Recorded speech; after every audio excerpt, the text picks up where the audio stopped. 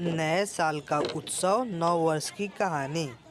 आज नव वर्ष का पहला दिन था और तैयारी तो एक दिन पहले से ही शुरू कर दी गई थी।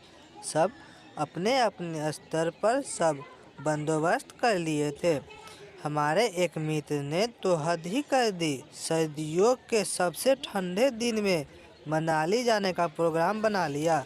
अब बताओ, ऐसा भी होता है क्या कि दिमाग इतना गर्म हो जाए कि ठंडा करने के लिए और ठंडे इलाके में जाए।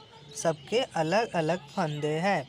31 की शाम को देखा तो सामने वाले घर में किसी पार्टी की तैयारी चल रही थी। किसी पड़ोसी ने बताया कि आज यहाँ जगराता है। ऐसा लग रहा था जैसे आज इनकी सारी इच्छाएं पूरी हो जाएगी। पर 1 जनवरी को नए साल का उत्सव तो यीशु मसीह के जन्म दिवस के कारण मनाया जाता है। ऐसा लग रहा था मानो सब इसी दिन का इंतजार कर रहे थे, हर काम को शुरू करने के लिए। खैर, रात को जगराता आरंभ हुआ और धार्मिक गीत के ऊंचे स्वर में जैसे तैसे खुद को नींद के सुपुर्द किया ही था। अचानक रात के 12 बजे जब मैं आराम से सो रहा था, उसी समय कानों में एक तेज ध्वनि आई। नींद के नशे में थोड़ा बाहर आया तो देखा कि दूर के एक रिश्तेदार का फ़ोन आया था। मैंने आंखें बंद करते हुए फ़ोन उठाकर कान में लगाया। हैप्पी न्यू ईयर की एक जोरदार आवाज़ कानों से होती हुई सीधे सिर से जा टकराई। मन में आए क्रोध पर नियंत्रण करते हुए मैंने भी जवाब दिया। अगला सवाल उसी समय आ गया, सो रहे थे क्या? ये कैसा प्रश्न था? फिर भी मैंने जवाब दिया, जी सो रहा था, मुझे लगा जगराता कर रहे हो। उन्होंने मजाकिया लहजे में कहा, यह सुन सर्दी की उस रात में गर्मी पूरे बदन पर हावी हो गई। इससे पहले मैं कुछ बोलता वे बोले कि पीछे से आवाज़ आ रही है, इसलिए पूछा। फिर हाल चाल पूछने के बाद फ़ोन काट दिया और फिर एक और फ़ोन आ गया।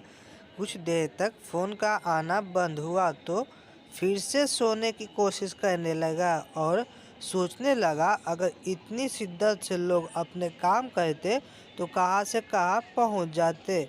इन्हीं ख्यालों में कब सो गया पता ही नहीं चला।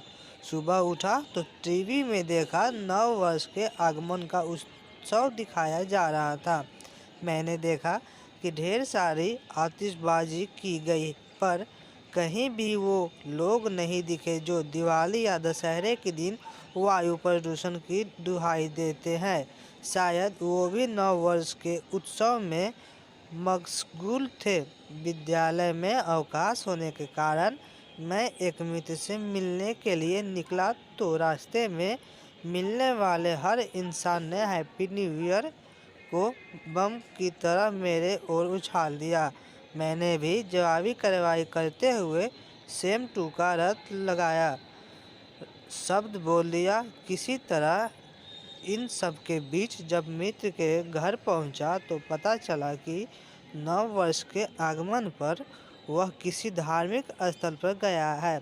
मुझे ऐसा लगा जैसे प्रभु आज ही दर्शन देने वाले हैं, वरना उसने तो गत वर्ष ऐसा कुछ भी नहीं किया था। मुझे तो ऐसा प्रतीत होने लगा जैसे आज सबको कोई ऐसी बीमारी लग गई है तो बस आज के दिन ही रहेगी।